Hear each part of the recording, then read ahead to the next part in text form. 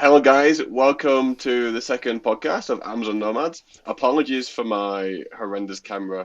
I thought it would be an amazing idea to do this in WeWork. Never again. Bad idea. Mexico City. What's really funny is that you're saying I'm sorry for the camera, but it's a podcast.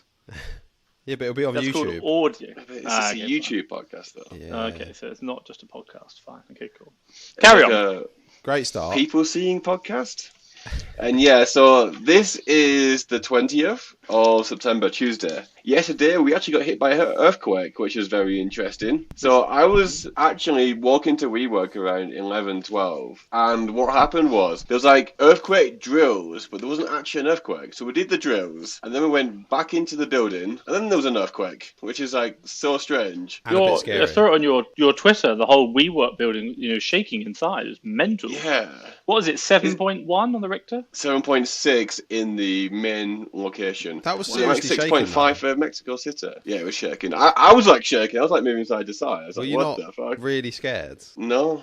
I thought, oh, this is interesting. It's because we're from England. We don't really understand what earthquakes are. We're like, oh, look, it's a fairground ride. Well, yeah, I didn't We didn't understand when realise it people first happened to me. I was in an Airbnb Yeah. the first night I got to Mexico City, and I was like, why is the building moving from side to side quite ridiculously? And also I couldn't hear an alarm. I couldn't hear anyone else storming out. So I thought, I'm just going to go back to sleep. And luckily, I survived. It was okay. But the wonders of living in Mexico City, for everyone listening. Yeah. Exactly the same for me. I had the same thing. Like, the whole thing was shaking. The curtains were shaking. Everything. I was like, what the hell's going on? And then all I heard was some Spanish girl screaming, like at the top of her lungs. And I was like, I think I should get out of here. But I'd say don't let that put you off from living in Mexico City, because it's a rare occurrence and it's more fun than the risk factor, I'd say. And it mostly happens on the 19th of September. If it's going to happen, it's going to happen on the 19th of September. There you go. Just if you're scared of it, just leave the country for that day. It's very bizarre how that works. But it's like the third one on this exact day now. So- in the last 30 years. So in terms of talking Amazon, we just said off air we didn't have a structure for today. I would like to start, because I know that a lot of podcasters start with scratching their own itch, right? So last week I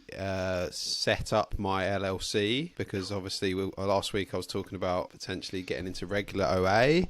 So I've set up my LLC. I'm waiting for my EIN to come in. So my question to both of you guys is that can obviously take anywhere up to 12 weeks, if not more. What can I do in the meantime to prepare myself so that I can hit the ground running as fast as possible? Okay, You can't ITIN. do, But you can't do that your until you've got the ITIN EIN. Yeah, exactly. No. So I'm thinking, like, what research can I do? Like, So slow down.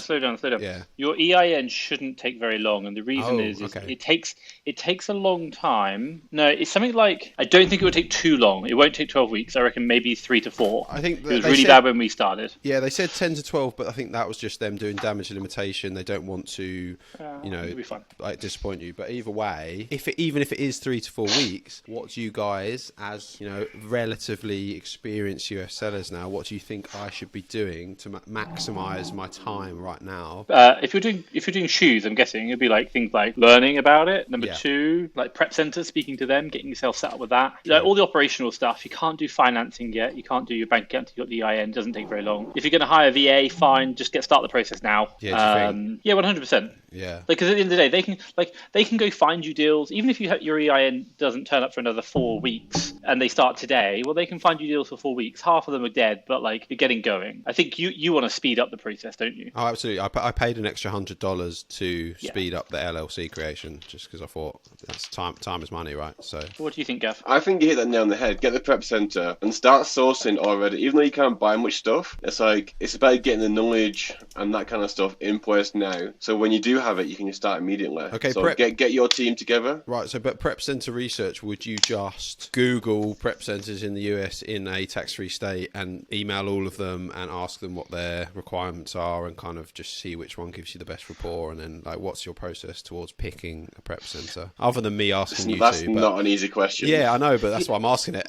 Okay, if you're just talking about Yeah. prep centers, if I give you my advice, so I spoke to someone about this recently. It's like, number one, you want to get on the phone with them all, you want to communicate with them all and find out who they are. Tax-free states ideally, because sales tax is like adding extra cost of goods that you don't really need. So you can get around it for some. Let's go back. suppliers. Can I just stop you just there, because you just talked about calling the US, and I know a lot of people listening who are in the UK who want to do what I'm doing and what you guys are doing don't know how you can call the US for free. You know how to do that, right? I don't think you can do it for free. Well, sorry, not for free, but like Nothing's free in America. but like Skype, Yeah. Skype for example, right? You can. Oh, yeah, you can use it's like Skype. £4.20 a month, right? To do a lot of minutes to the US, right? That's a good option. Yeah, And yeah, then that's good. you've used one called Ground Drive, I believe. No, so that's an Oh, is that app I something use different? for VP. Yeah, so I use an app for my my UK, which is called Groundwire. But then we use that Groundwire, with Andrew okay. and Arjun, but that's only for UK. So Okay. we get all our text Sorry, messages. please continue. But, Then I mean, I interrupted you. definitely, just use Skype. I think you're right. Definitely use Yeah, Skype. Skype. Because it doesn't really matter. Like,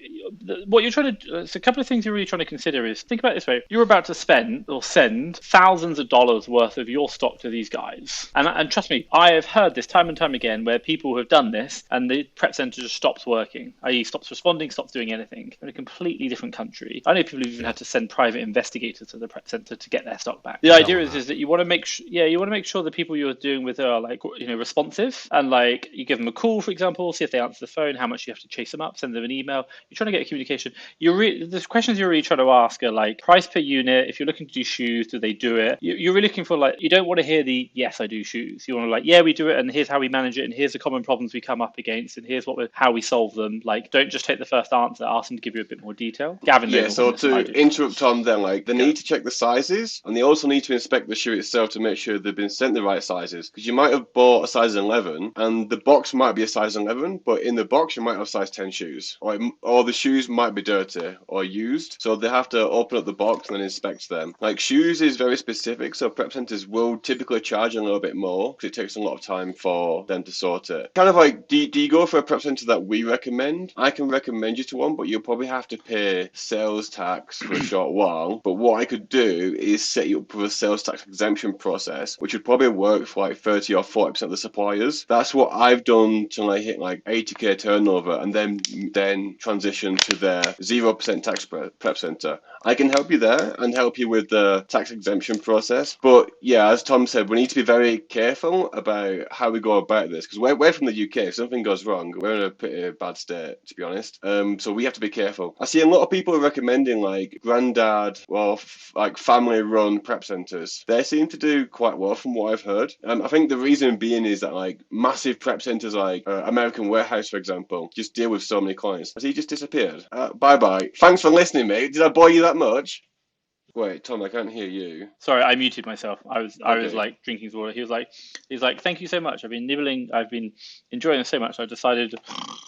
Yeah, you did. You bored Just him that much. bogged off. Cheers, man. Much appreciated. So while we're waiting in the interruption for Seth to return, because obviously he was quite interested in that, and he obviously a point as well. What's your travel plans? Obviously, because this is Amazon and travel. Okay, so I'm not sure yet. I'm getting my Invisalign soon. They're being manufactured now. Mhm. So I'm tempted to go to Thailand for a few months, or I will either go to Colombia. I'm thinking Medellin in Colombia. Medellin, it's called. Medellin. Okay, I just So butchered that name. double L in Spanish is J. I don't actually know how to spell the name, so. It's like when you write it, it's called Medellin because it's double Oh, L. Medellin. Medellin. Oh, okay. Medellin. It's a bit weird. Guys, this is never a Spanish lesson. Continue, Tom. That's why. That's cool. I've never been there. Do look at the community, like on the Facebook, type in like Digital Nomads Medellin, and then just drop a message in, hey guys, think you're coming down, what areas should I be considering staying in? Yeah, Like, so I follow a few Twitter accounts who are specific just to like living in Latin America. cool. So I look at where they recommend and then hit up some of their spots. Cool. I've got a mate actually who I just met in WeWork like 2 weeks ago, and he's just been there, so I can ask him too. That's cool. Yeah. Honestly, I think you'll love it. I know a lot of people doing it. What's Seth doing? But it's like, the thing is though, if Alright. for me Invisalign, if I don't have to go back to him for like 3 or 4 months, then I could just go to Thailand for like 2 months, 1 month, go to Vietnam, go back to Thailand, go to the Philippines. That would be super cool. Yeah. If I could just smash out Asia. Trust me, Asia's cool. Like, you want to spend some good time there. Like, I spent 2 years I'll come out there. for a bit. Yeah. But you will love it. Seth loves Adore Asia. it. I'll come out for a bit as well. So my question, hold on. My question is Asia a day drinking place or an evening drinking place? Both. Because what Both. I need is a day drinking Both. place so I don't get as bad Both. hangovers. Both. It just never ends. Gavin, everywhere's a Yeah. day and evening. Apart from, I think Southern Europe is a nighttime drinking place because of the heat. You know, when you get Yeah. to Spain, you get out like midnight. I think it's a very Yeah, nighttime. you're drinking possibly place. right on that. Oh, can't be done. Like, Like yeah, Tom, the hangover from Thursday, Mexican You're still feeling Independence it Day today. night out. No, I'm good now, but Today's Tuesday, it took by me the way. until Sunday. It took me until Sunday. No, it took me until Monday to feel like good I've again. I've That's still got. crazy. I don't know if you can see. I've still got the you know, like the tramp stamp, Ah, the yeah. VIP stamp. I can still. You can't see it on my camera, but I can still see it just there. Yes. I need to wash better. So go on. We're back to Made it prep hard to centers. get off. Seth decided to return.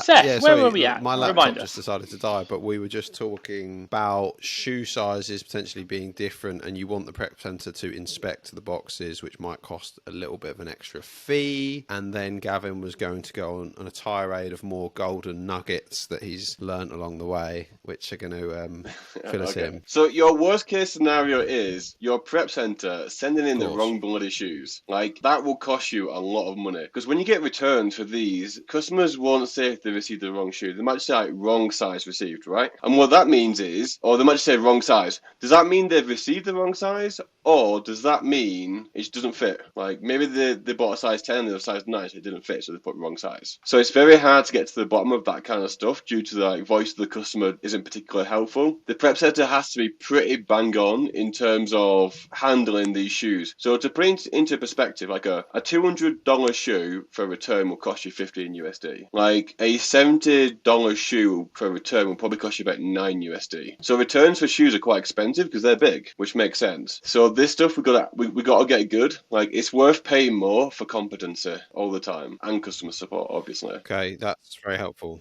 So don't go for the cheap ones. Also, I can't confirm this, but I've heard a lot of like good news about people going for like family-run prep centers because they're easily trainable, right? Like they run a local business. You have the stock, and they need your business, so they'll listen to what you say because it's not they're dealing with thousands of clients. I've had a friend who's just recently started OA, and he was saying how it's quite difficult to get a prep center, and some of them were asking for like big minimum orders, or you had to pay like a big amount monthly, and because he's just starting out, he didn't necessarily want to commit to those. Yeah. So would you steer clear of those sort of places, and as you say, try and go for the businesses that are going to maybe give you a little bit more time, and they're going to answer your emails maybe a bit quicker and take care of your products a bit better? Because I really don't know how it works. So I've only ever used one prep center. Exactly. So, yeah. That's so fortunate, man. Holy moly. It's like, to give an example, like I used American Warehouse last year, and they were not great for us at all. They might be great for other clients, but for us specifically, sometimes it took like over a month for them to send out. Their communication was just not good at all. That's key, right? Like, it's not just whether they communicate back. Yeah, it's the way they communicate is so important. It's like how much description do they give in their emails as well as being responsive. It's like how helpful are they actually? Because they just give like a one-liner, and then I have to email them again and again and again to get what I want. I could write them like a paragraph and they'll just read the first line. So it's how well do they communicate back to you? How well do they pay attention to what you're saying? Those are definitely really important factors. And the reason why I'm saying it might be more difficult to get this with a bigger prep center is because they just have so much more clients and they need a lot more happening operationally, which also means more stuff can potentially go missing. And I don't know if you're a smaller client if they'll care as much, but that's going into like hypothesis and theory, so it's not guaranteed. I can't confirm that, but we did have stuff go missing with them, and just wasn't. So it's that kind helpful. of a trial and error process, unfortunately. You can do your due diligence, but you don't really know until you send stock in how good it's going to be. Like, does anyone send stock into 2 different prep centers? Have you guys ever done that to sample? Yeah, you've got 3. We have 3. Nice. Tom's got 3. We've got 2 in the UK and we do 3 in the US now. Exactly what Gavin said. We had American Warehouse last year, and they just took on too many clients too quickly, and as a result, everything got backlogged crazy. And the net result is like you're going into Q4 right now. My advice would be like at least have 2, even if you've got 2 mama and papa. What happens if one goes down or one does become like the American Warehouse last year? You're going to be shafted. Your business, like literally, we had 80K's worth of stock sat in the warehouse 2 months. That is devastating. Like That's insane. well scary. Yeah. So I think just let's be crystal clear. So what Gavin's talking about is right. I really agree. I think also number two, the other one you should be looking at. We do it at the USS. Obviously, we put in the SKU when we buy it. We put in the purchase date. So when you ship to Amazon and when stuff lands in Amazon, you want to be watching like when the shipments close. How long is it taking from purchase right through to shipment closing in Amazon or delivery in Amazon? Why? Because that's going to show you how long the supplier takes and the prep center. We didn't track this last year, and we didn't really see that American warehouse were like so slow. But now we are, and what you can do is you can load balance between the two prep centers. So you can say like, oh, this one's taking a bit slow. It's not like you can see which one's faster. Because my God, if one takes 2 weeks and the other one takes 2 days, you'll start shipping more to the 2 days one. So do you log when it was delivered to the prep center or when the prep center shipped it? The prep center we don't sending date? So we basically, what you look at is when stuff arrives in Amazon, then you look at the purchase date, because the purchase date includes the supplier ship time and the prep center time. And what you're doing is looking at that shipment and go, wow, this shipment's taken like, for each item, you can kind of like total up the number of days from purchase to arriving in Amazon, that date of checking. And then number two is like basically it's when the first item checks in, because when the first item checks in, it means all the rest of the boxes have been shipped at the same time. It's just UPS and Amazon doing its thing. What you can do is you can work out for like 10 items. If item number 2 has taken 20 days, item number 3 has taken 40 days, item number 5 has taken 30 days. You just average them out. So, that whole shipment on average took 30 days from purchase to sell. Nice and simple. Whereas if you because last year we didn't track this, and we were looking at Amazon sell-through rate, we're looking at buy to purchase date, delivery into the warehouse, fine, but we didn't include the warehouse and we got shafted for it. Okay, interesting. Yeah, I guess because you're so scaled out and so managerial in terms of your operations, that thing could quite easily slip past you. Yeah, but my God, you're still doing what, 40k a month easy in purchases? Yeah, between 40 and 80k. That brings me on to you could. That brings me on to more Seth question time. So you're just like, you can't see me. I can't see you, Seth. I can see myself, and I can see both of you. Can you not? Can you see him? Yeah. Oh, okay. I went off for a little bit, but it came back. Oh, okay. Fine. But no. So right, I feel fine. like this Carry is on. another question that newbies to the US market will appreciate, and I'm wondering it as well. So obviously, I've seen what Gav's been doing in quite a short space of time. Shoes and trainers looks like a very lucrative category, and there's lots of opportunity. But I'm asking both Gav and Tom, why, Gav, have you just chosen to do shoes, and Tom, why do you do a bit of everything? And I know that's weird for me to ask, because I obviously just do books at the moment. But I now that I've got an LLC, feel like I kind of want to dip my toes in everything, but also I'd like to focus on one thing. So I'm not but I'd love to hear your two answers on this.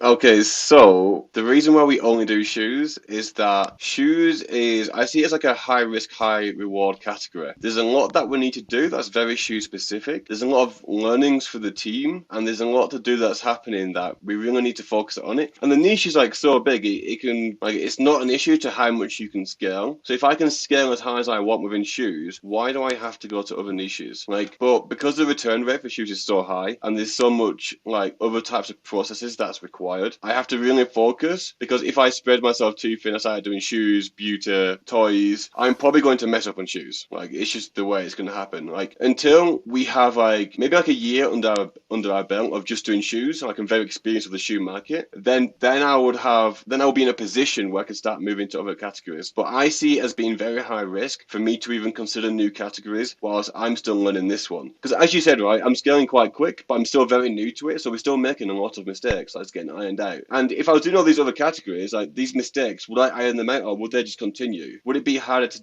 dissect? Because then, for example, the return rate would even out, right? Because the beauty has a 2% return rate. So let's say anything over 15% return rate for a month, I have to go into inspection mode. If I was doing beauty and shoes, then the return rate might have been 8 to 10%. I could be yeah, that's fine. So I would have less control over what I'm doing, and my growth would be a bit more unstable. Yeah, you want to be more focused, and you don't have a problem with spending. Even if you had, say, triple your cash flow, you would still be able to buy enough shoes. Is that what you're saying? So it's not a problem. There's not a depth issue. Yeah, exactly. It's just that you want to get really good at that, and then maybe branch out later. Exactly, because as I said, it's way too high risk to start jumping around. Niches and categories in America is absolutely huge, man. It's crazy. The shoe category is probably bigger than the beauty category. So you're kind of doing what you did with printers. It's you that got really big. good at printers. everything about printers in the UK, so you've kind of wanted to take that expertise and transfer that to shoes, I guess, similar. So yes, but it's also about the team. So do I want to sling my team around to many different things? I want them to become experts in shoes. Like if one day they're doing shoes, one day they're doing beauty, then to me they're not going to get that good at doing one thing, and that will then impede the growth of the business in my eyes. So I think we can grow more efficiently and safer by focusing only on one category. And until we hit like a bottleneck, then I'll think about other stuff. Also, just but I another don't see question to that. dig in. You don't really care about shoes, do you? Just for the audience, because some people like to sell what they. So I like books, right? So I enjoy selling books, but I feel like you just enjoy the business model of Amazon and arbitrage. You don't really care about shoes or printers that much, right? Exactly. No, I didn't care about printers. For shoes, don't really care about shoes too much. I like wearing them. I like nice pairs of shoes, but it's like I'm not one of these. Yeah, as Tom sure. I'm not one of. I don't. You just like the absolutely love shoes margins, go crazy and you for like them, no. you like to see the graphs that look very profitable. Yeah, I like the margins, the challenge, and the skills that you learn as you build a business. Nice. That's what I like. And my expertise is Amazon, so I'm doing it within Amazon, right? Okay, Which now I makes want to hear sense. Tom's answers. It's a really good question. If I kind of elaborate on Gavin's, we both know someone who does 10 million or has done 10 million a year in shoes only. There's definitely the depth in it. Like there's opportunity. Also though, even if you just think about any niche, like we all look at us and go, wow, we're big. Like, you're probably the biggest bookseller I know. And you're like, people will question, is it even possible to get to your scale? And you probably questioned it when you first started, and look at you now and you're like, I can still take it even bigger. Like, I remember us having a conversation a year and a half ago and you looking at, you've got what, 8 VAs now? We talked about 24, like, 24/7 operation. Like you could do that, like if you wanted to, and it's absolutely fine. So there is scale and it's bigger. And what's really interesting is Amazon's bigger today than it was 5 years ago. So it will continue to go that way, global economy, etc. So number one, the marketplace is there. Number two, I agree with what your question is. Like, you've done it, by the way, Seth. Why the hell are you just done books? Why don't you do everything? But you actually found value and operational efficiencies through niching down. And I think, one of the, when you compare Gavin's business and mine, don't get me wrong, like the reason why we do everything is really my leadership. And my leadership around Gavin enjoys making the money and so do I, but I'm more of a I'm going to set you what the result is and tell you how to roughly do it and you figure it out. Gavin gets in the detail. I'm like, fuck it, build a bigger team. Sorry, language. So hence why I have like a team 10 times bigger than Gavin's or like yours, Seth. And that's what I do. I build teams. But, I think I do generally believe, and we are looking at this way in our business as well, is about niching down a lot more because, regardless of whether it's like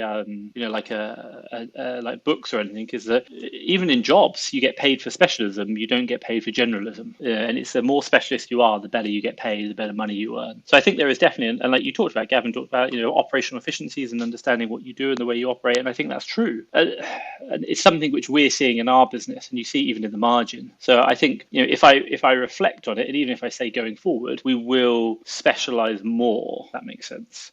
But the one thing which I will say, we even saw it with the guy who does 10 million, is that your specialism will work for a period of time, and then eventually that industry, that market will change. So I think, yes, you should be specializing. And let's put it in perspective. Gavin talks about just doing shoes, and you think that's niche. The guy who did 10 million, he only did certain brands of shoes. So he did a niche within a niche. Wow. Like he had no IP complaints because literally every new brand they wanted to sell, sometimes he would go speak to a lawyer and say, has this brand ever done IP complaints? Because if they have, I don't want to get involved. Like really niche down.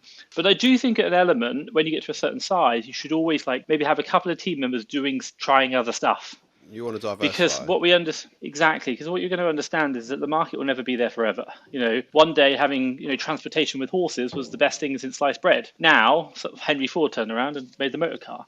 And I think in our connected economy, things happen quicker, but it's probably going to be in like years' time as opposed to weeks or months. So definitely niche down, start with, make it, and then build out that team, get it working, and then perhaps maybe just keep testing other things. Build other businesses like you're doing right now. Yeah, exactly that. I mean, that's part of the reason why I wanted to create an LLC. Obviously, there's the cashback benefits, but also it's the hedging of the risk, right? I've got 2 accounts now, just in case one does get taken down. They are separate. There's benefits to each one. So, quick question for you, just on another side note, how are you managing 2 accounts on the same marketplace? Tell me about that. I think that's a really good discussion point for other Amazon sellers. Well, it's a great discussion point because I obviously asked you about this on Facebook Messenger earlier in the week. Tom was telling me that, I assumed that I would need a VPN, obviously use a different IP address honest, I'm actually worried about using the same laptop because I've heard that can be an issue. Tom also mentioned that you don't want to use the same Chrome profile, so you want to be using a different browser. So I'm obviously going to be using either Firefox or Safari, which is Apple's native one, or Opera or Eta, whatever other one I choose to use. But other than those precautions, I don't know what else I need to be doing on top of that. Can you just get using your Yeah, laptop? you could do. So I tell you a really good thing. It's really ironic there because I use it. Amazon Lightsail. It's not the easiest thing to set up, but basically it is another physical computer on the cloud. Right.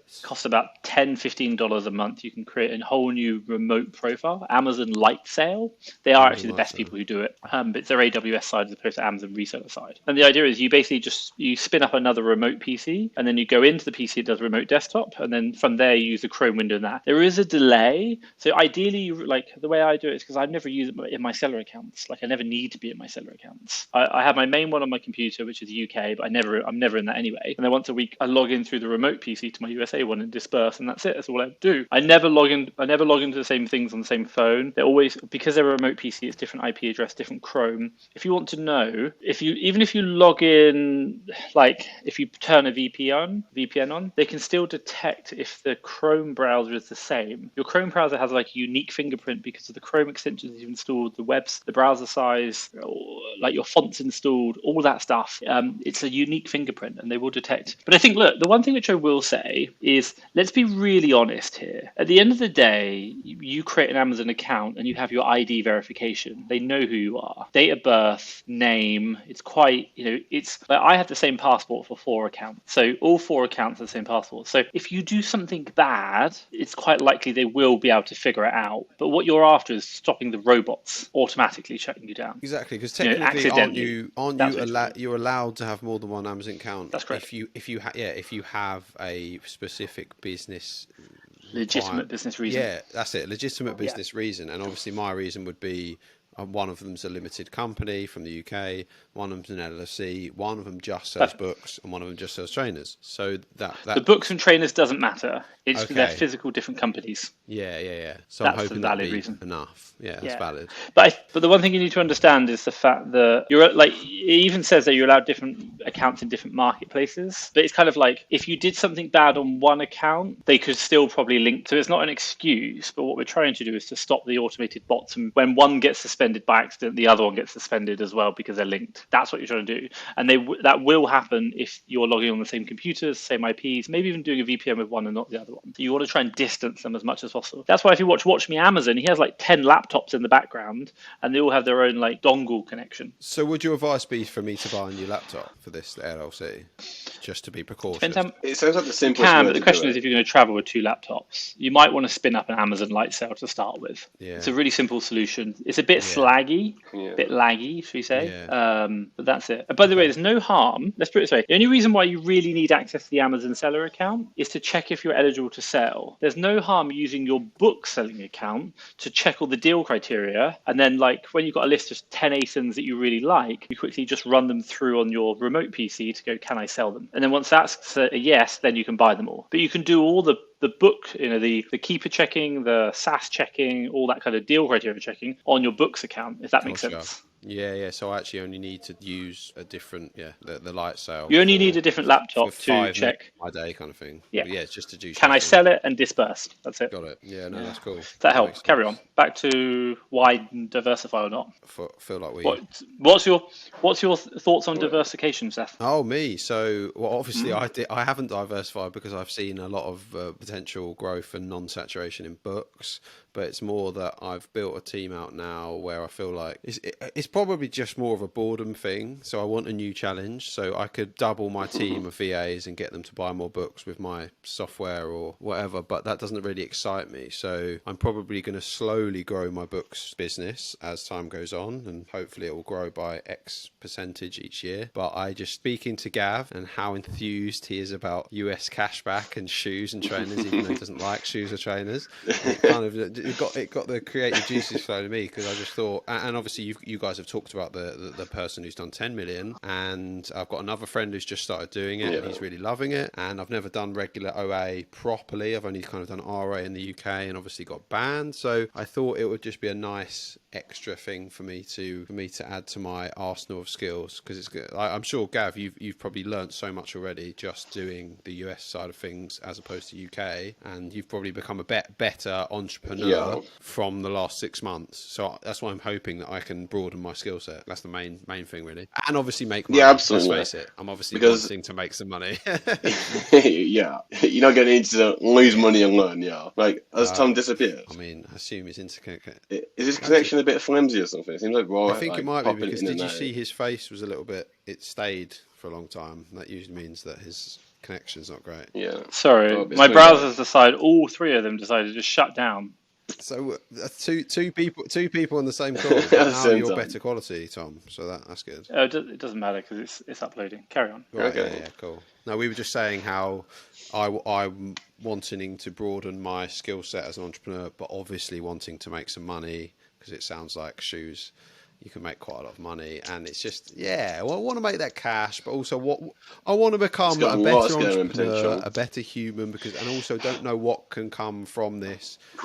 If I start making millions of bucks on shoes, who knows? Here's the thing you need to do. You need to get your Amex set up. Oh yeah, that takes a while. Here's what you need to do. So you're like, what are you called? So you got an Amex UK at the moment, haven't you? Yeah. And you've created a company. I've got a platinum UK card, and I've got a business gold or personal dollar card. But business and personal. Well, fine. Okay, cool. Sorry, I've got platinum business, gold business, but the gold one's a dollar card, platinum one's a UK GBP. And you've got a business currently being incorporated in the US, but you technically have an address. Is that what you have? Yeah, so I've gone through Northwest, so I've got a virtual address, and the LLC got created yesterday, so I can. I'm just waiting for the EIN. Okay, you can't. Okay, you need to wait for EIN. That's the one thing you need to wait for. Gavin, you need an address. No. Do you need the EIN for it? You need an address, and you don't have an address document yet. Obviously, an address document for you personally rather than professionally. So let's be crystal clear. I'll tell you the steps, because you want to do this. The moment you get your EIN, you want to get a Wise business account. Create that. And every time you create a Wise business account, you get a Wise personal account as well. When you get the Wise personal account, you change the address on it, not to like Seth's LLC address. You can manually edit the address. You just delete the LLC. I've already got a Wise personal account, but you can fucking do that now. Go to your Wise personal account, go to the USA section, change the address on your account to your US company address, but delete the company name. So like, let's say for example, it's like Tom at company address, or like, Tom's LLC at company address. Yeah. You just call it Tom at company address, but don't use the company bit, because it'll be like virtual address that I've been given from. Okay, cool. What's this for? This sounds so confusing. I just was moving to America, but they asked for a proof of address. Well, they did with me. They asked me to approve 2 documents, proof of address, and I sent them under both documents you have to upload. Like, you apply, and then they ask for passport and proof of address, 2 documents. I uploaded the same document for them, and both were the Wise bank statement, and I credited $20 in the account. So you have to wait till, change your address now, wait till the end of the month. You've got 10 days. You'll get the statement, and then you can do it. Oh, so they'll either do that, or they'll ask you for one of your previous cards. Oh, okay, fine. They didn't with me. They sent me. They asked for proof of address. Because it was an email. The issue, because I had that initially, but I didn't know how to provide that, so I just tried again, and it asked for like the 4-digit code or something on the MX card, on an older one. Confirm via that, and it was dispatched. Apply for it now. Apply for your personal Amex now, and then let's be crystal clear. You can use a personal credit card for business, and you could do it. It doesn't matter. But ideally, you want to use the personal credit card for business solely for business purposes. You don't put personal and business through. You only use it for your business shoeing. But also be aware that if something were to go wrong, you are personally liable. This is not financial advice, if anyone's listening, or Seth. No, good to know. Good to know. But that was the hard one. If that happens for me and I get fined like $1 million, I'm gonna escape to where doesn't the US control? Oh yeah, I'll just stay where I am. I'll escape to Guatemala. Yeah. North Korea. Good option. North Korea. Yeah, so I think that's the only other one you want to try and do. Get your Amex Personal. So there's a few things I can do, which is good, because I thought I didn't have much on the table until the EIN, but that's good. In fact, do you guys have any intention of dropping your UK tax residency? Because I'm going to do it in 3 or 4 months. Yeah, doing already. I've done loads. Like I've probably spent 5,000 US on consultations in how to do it. Like all the impact to like corporate tax structuring as well. Your big one is it's not really you dropping tax residency is super easy. You just fill out a P85. The problem comes is the entities that you own, which are companies, Right. and how. Like here's the thing: technically, you can not be a tax resident anywhere, but it starts asking questions. And when we talk about tax residency, what we don't, like most people don't ask you for tax residency. They might say it, but they don't mean it. What they ask you about is where you're a resident of. When you open a bank account, they ask you what's your address. They don't ask you to provide your like taxpayer, your last tax return. It's always address, and address is where your residence. So technically, as digital nomads, a lot of digital nomads are like not tax resident anywhere, or technically resident anywhere. But the problem comes is if anyone asks you where your residency is and you can't prove it, then they're like, thank you very much. That means you can pay our tax now. But to counter argue that, if you're moving around once every 1, 2, 3 months, then Agreed, but you do get a slight problem where, like, by the way, I'm not a tax expert at all, so this is just my kind of understanding, is that for the first like year, 2 years, when you do that, not a problem, but you might slow down one day. And if you were to slow down in somewhere like Spain or Portugal, and you spent more than like 3 months, and I know I've heard stories of like the Portuguese tax authorities cross-referencing utility bills versus who's registered there and the tax that they're paying. I.e., like someone's using this utility, but we've got no one registered for tax there. What's going on? They've been there for 3 months. Okay, they'll ask the question, and then you can't prove it, and they'll go, right, we want all your money. We want the tax for the money that you asked for the 3 months you've been here earning. Bank statements a lot, please, because you can't prove that you're resident anywhere else. So they might even come back after you longer. I don't really know the whole thing. So are you going to be resident somewhere else? So if you're in like Latin, one question at a time. Yeah, go. So if you're in like Latin America, just moving around there, chances of you getting asked is so unlikely. But I do know that it's very easy. I've been told it's very easy to set up tax residency in like Paraguay. There's quite a lot of Latin America countries, territorial tax countries, which can offer you 0% tax, but you have to stay there for a certain period. Dubai, you've got to be in Dubai for you've got to be in Dubai for what, 90 days. No, UAE is different. UAE is you have to stay there. You have to show a different date, entry and exit stamp once every 6 months. So you fly in one day, fly out the next day, and you've got to do that twice a year, and you'll be okay. That's crazy good. It's not. There's better systems. There's better places out there. But also, if you're from the UK and you can only you can't spend any more than 90 days in the UK, right? Which for me would probably be a problem.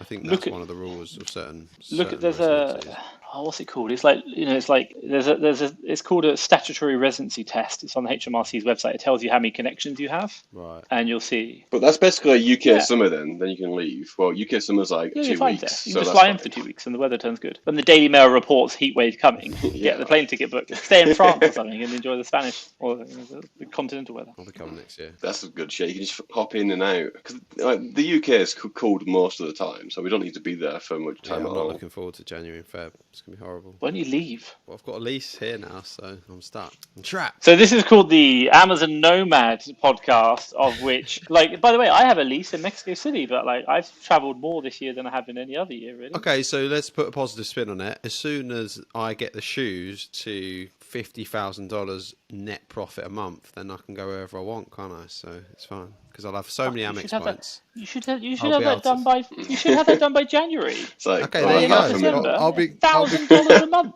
Yeah, mate, why are you being so slow? I'll be coming to you guys in Jan. No, he said 50,000. Did you say $50,000 a month or 1,000? Oh, obviously. He wants over $500,000 a year first. That's challenge accepted, guys. It's all right. That's a reasonable timeline. To be making $500,000 a year. Actually, it's more than that, isn't it? $600,000 a year. Yeah.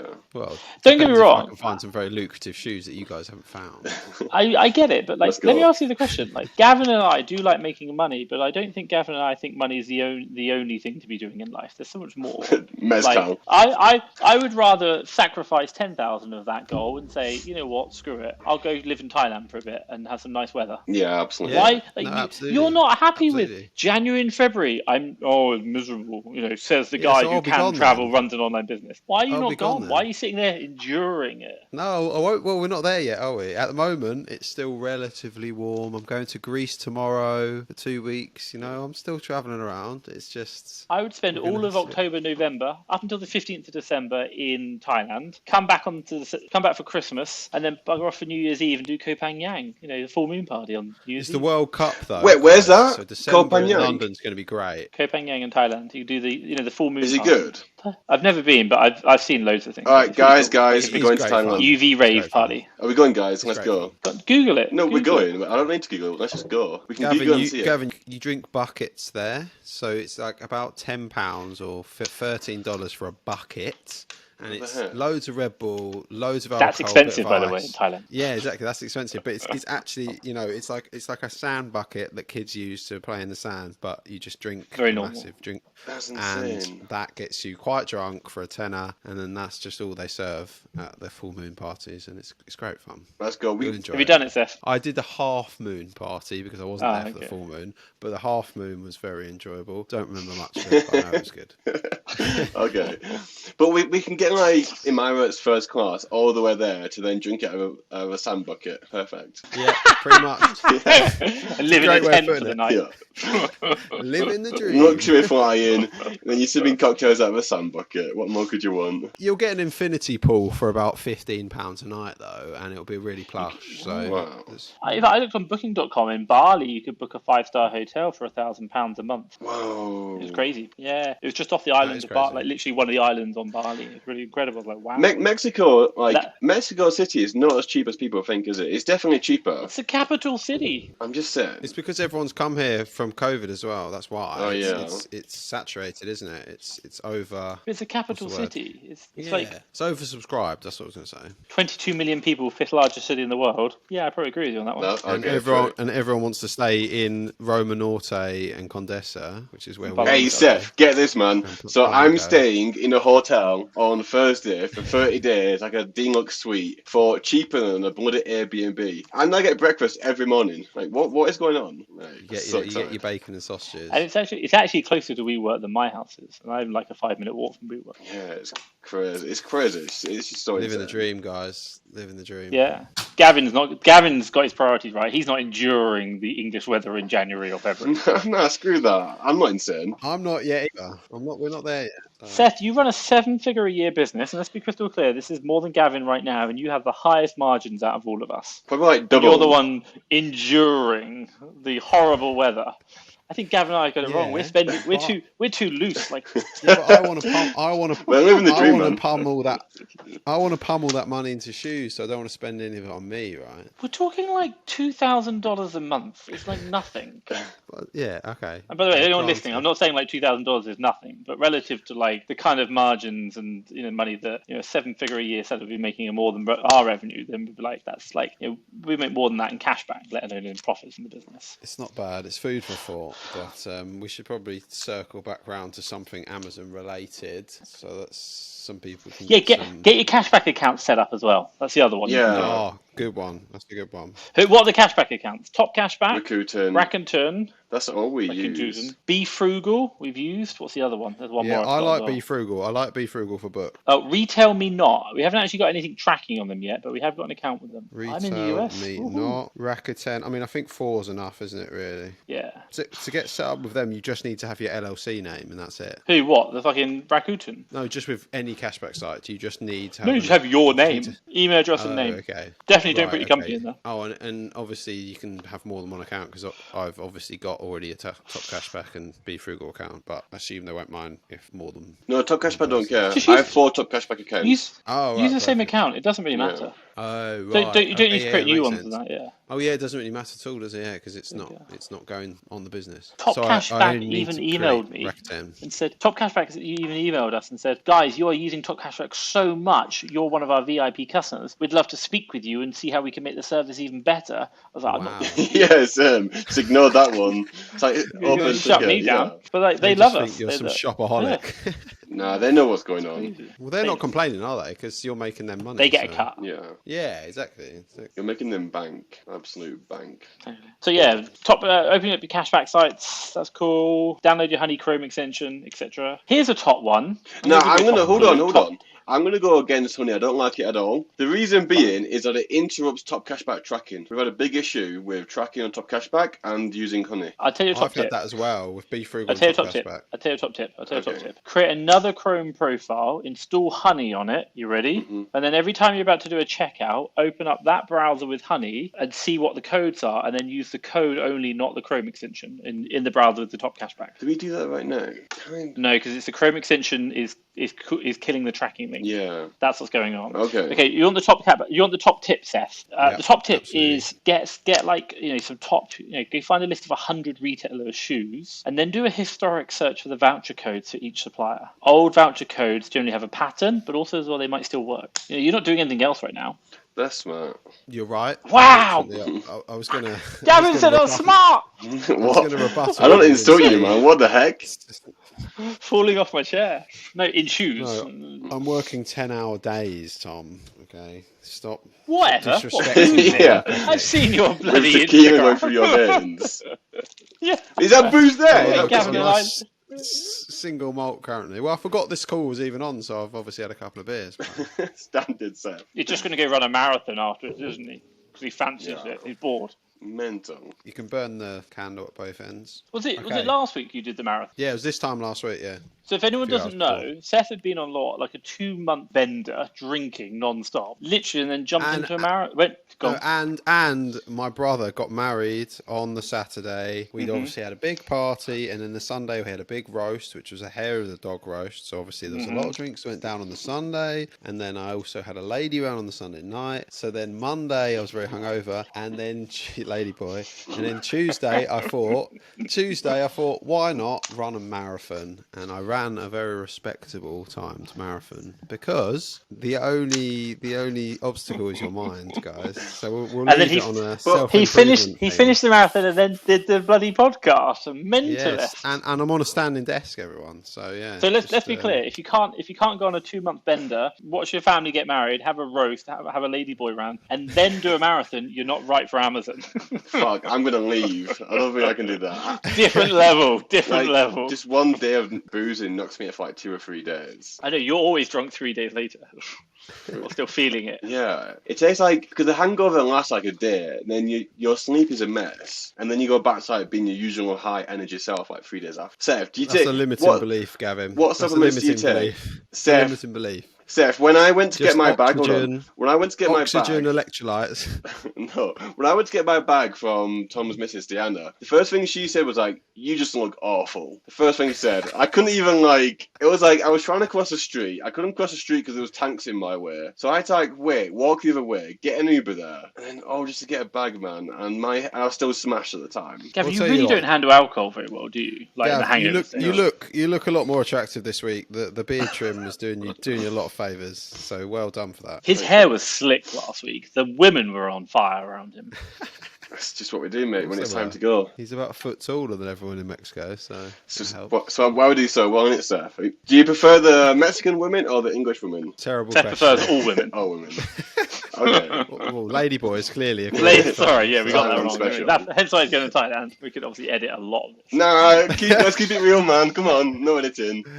Just edit. Look, can keep before I some got there. here, it was a beautiful day, and like now, I don't know if you can see. No, there's like rain clouds coming up. I'm like, I was going to enjoy the pool. Poor you. It's 10 degrees at night here now. 9. So. No one wants to know. I'm in Orlando, Florida. Quite nice. I woke up this Yeah, I morning. keep I forgetting was thinking it was you're quite cool. You know, it was like 17 degrees. It's like what? I don't think I'd survive the UK if Yeah. I went back there. No, What's the it's- weather, Tim? it's- 5 degrees. No, like 7 for who? Oh no, it's getting to about 8 or 9 degrees at night at the moment. But obviously we know that's going to plummet very quickly next month. So I hear I'm Thailand's excited, really man. nice at this time of year.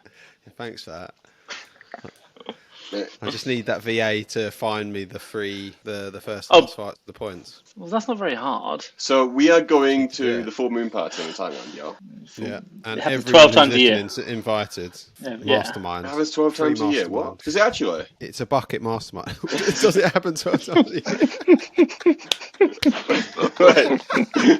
You said it happened 12 times a year, every month. I think it's like. I think Oh my full God. moon Well, parties it's- happen 12 times a year. Yeah. It's kind of like when you said, like, like if you want to look for clothes, you look in the wardrobe. It's kind of a similar comment to that, I'd say. 12 Basically- times a year. You have what's known as the lunar calendar. So roughly, I think it's like every 25 days, the moon will go around a whole cycle. Oh. It's how it moves So around. the reason why... So it goes full moon every time. But the reason I asked, it's my birthday on the 26th of January. So if it's around then, Oh. we can all go for my birthday party in the lunar moon in Thailand. Well, that sounds fantastic. We all need to see if we can all get business class or first class flights there as well on the same plane. Then we can do a podcast That in would the be- air. That'd be cool. Yeah. I tell you what, why don't you have a look on BA, Gav, and let us know, and we can do it. Oh, Yeah, that'll you with could do Qatar. check-in. Okay, yeah, I'll look. We can look at Qatar. Although Seth's the only one who doesn't have US Amex points, so Qatar's US Amex points, not UK. No, because Yeah, Qatar I do is have British Qatar's Airways. BA. Yeah, exactly. Yeah, I've you're obviously right, got- I've got US Amex points, haven't I? Of course. Yeah, you can do Qatar. Yeah, fantastic. Yeah. All right. Well, that's an action point for us to sort out. And Qatar is the one I got the free return business class ticket for. How do I do that? How do we do that? Link your Avios. Link Avios to Qatar. Link Avios. Oh, here we go. Like, so here we go. I've even got now like total. Oh, because I've spent some of my balance. Yeah. Oh, by the way, okay. Look, so here we go. It's changed. I might just put some more Avios in there. I can transfer them over. Let me screen Share on share. this. 2 seconds. You can share on this. For sure. Share. I am going to disappear Tom in about screen. 5 minutes. My battery has 14 minutes left. I'll show this. Okay. Just 2 seconds, because then you can see. Can you see my screen? Yeah.